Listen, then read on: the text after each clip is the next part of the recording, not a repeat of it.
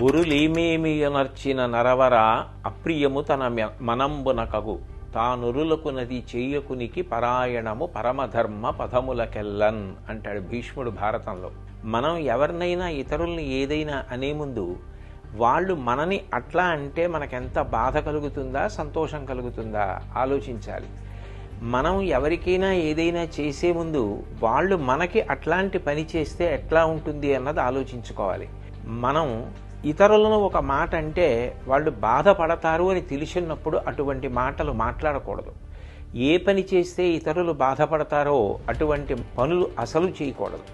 ధర్మాలలోకెల్లా పెద్ద ధర్మం అదే. కాబట్టి సంయమనం అన్నది పాటించాలి. 84 లక్షల జీవరాశులలో వాక్కు ఉన్నది మనుష్యుడికొక్కడే. ఆ మనుష్యుడు తన వాక్కుని 10 మంది శాంతి కోసం సంతోషం కోసం వాడాలి తప్ప ఇతరుల మనసులు గాయపడడానికి మాటని వాడకూడదు.